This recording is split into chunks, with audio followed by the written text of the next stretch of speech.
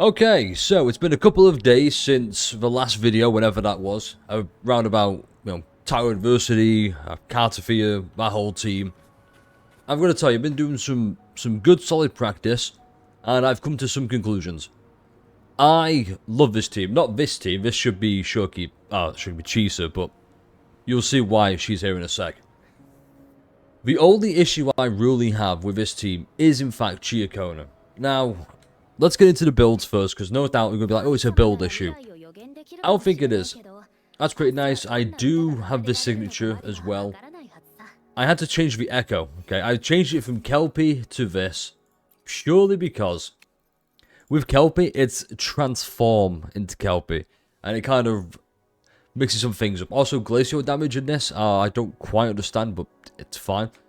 At least with this, same with her, swaps in. Speaking of Cartethiya, once again, got the signature because Cartethiya does need the signature. There's no ifs, ands, or buts.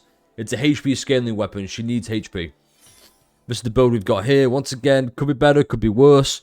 And then Chisa. Chisa's pretty nice. Once again, signature. Got lucky, I like Chisa. She's really good, really fun. This echo annoys me, but that's just because it interrupts the combo string. It is what it is. So, where does the problem arise? Well, you can probably tell from the gameplay and whatnot. So, let's start with the positives. Let's start what I've changed. I've changed now. I have Cartethiya starting. That's because, thanks to the comment, once again, big shout out. It was, you start with Cartethiya. You basic that a couple of times. Get the green sword. Then, heavy attack. E, to get the plunge. And you can throw in an echo skill there whenever. There you get the swords. You then swap out to Chiakona. Then do that whole rotation. Then you swap to Chisa. Chisa to Cartethiya. Cartethiya. Because her ultimate lasts quite a while. So you can do this and you can do all the swords all over again. That's nice. The issue therein lies with Chiakona herself. And this is where Showkeeper comes into it now.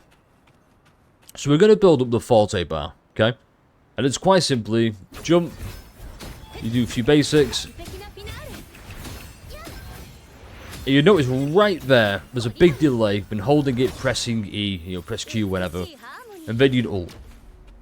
Now, I've come to the conclusion, I think it's better to do it like this. So, same thing, you build up the Forte. And just when you build it, press E. And there's no delay there whatsoever. You go straight into it, and then you press Q. Now, here's the problem I have with Chiakona. We're going to activate her, I don't know what you call it, Bankai, Domain, whichever you prefer. Let me just get back more here in case we need to go in there. So we're going to activate it right now. Now, I did this before, this is how I'm aware of it. This is the effective range. That green line. So, roughly, same area. Showkeeper now. You notice it only goes roughly to about here. But Showkeeper's extends over here. My issue is, this is too small. It is too short. And, in fact, rather than me just say, oh, it's too short to talk about, let me show you the big issue with it. You're probably going to see in the gameplay later on. The big issue I've got with this is, let's go look at the enemies inside the TOA. Because in Wuthering Waves, it doesn't matter, that's just mob central. They're going to get sucked in by Chiako no matter what. But in the TOA, there's actual bosses. And, like, Thunder and Mephis, I don't know why that turned out. That's weird. But, like, Thunder and Mephis, okay? He moves around a lot. False Sovereign, once again, moves around a lot. Not as much. He's just got, like, high-hitting moves. But, like, Sentry. So, that guy spawns in and fucks off to the back. And if you're Chiakona, you are in the middle after you activate your ultimate. And he's not in the range of it. Sorry, he's not being effective range. And last but not least, it's Crownless Heron, which... These aren't too bad. Well, he's not too bad. Because he's very aggressive when he comes towards you. He wants to hit you, so he comes to you. If you stay near Chiakona, if you stay near the ult range, he will come to you. Heron's just a dick who flies high above. And you have to, like, bring him down. It's just... Ugh, it's effort. That said, though, I do really like the team. One more thing I want to show, actually. Let's go over to Wuthering Waves, because we've still got, at the time of recording at least, 3 days, 9 hours. I'm probably going to try and do some more bit of Chica one in. With Wuthering Waves, I've noticed the score has improved. Just not that much. 2,170. I believe before I was hitting 2,060, I want to say. I don't know which one's better on this, I'm going to be honest. I still think it might be this way, but I don't really know. I don't really... It's Wuthering Waves. It's trash mob. You just go in, do blah, blah, blah. I mean, it's got its own problems. I've talked about this before. I'll talk about it again very briefly. It's very short towards tokens. This is basically an IMF token. Once again, IMF token. You could probably get Luke there, but why would you? He's single target DPS. This is Memphis Greek. This is actually just really nice. It's also good with Galbrainer as well, which... Yeah, that's topic of a different day. Like I said, Wuthering Waves has its own issues. But overall, it's a good, strong team. I just wish there was more options. Like, Chiacone is nice, but it's the whole partner problem. Like, Cartethiya, really strong, solid DPS. If you have sequence nodes. Otherwise, you kind of need Chiacone. I would just like some alternatives. It doesn't have to be 4 stars. I would prefer if it was 4 stars. That way, it's available to everybody. And you don't have to, like, wait for the banner to come out with limited resources to pull them or feel pressure to spend money because of FOMO. It would just be better if it was, here's a readily available alternative who isn't as strong as the premium option, but still good. We've got Aero Rover for free, a healer dedicated for this team. You know? That's really about it. That's all I've got. And then the rest of it's just going to be, I don't know, the best run I can find, just to kind of show what I'm talking about, hopefully. And if you like that, like, comment, subscribe. Guess I'll see you in the next Wuthering Waves video, which is probably going to be Cartethiya team, but not Cartethiya team. I'm playing someone else with Cartethiya. I'm getting fed up with this team, though. Chiacone just... As fun as she is, as nice as the gameplay is, I can't overlook the one flaw of the ult. And it's just... That's kind of it. Everything else, I think I'm a lot better with now. I've learned the rotation, kind of. I know all about this. Like I said, just very briefly again. I know it's... I fucked it up there, but you get the point, right? It's just... You want to E rather than just wait to land and then do that. You press Q whenever. Yeah, enjoy the rest of the video.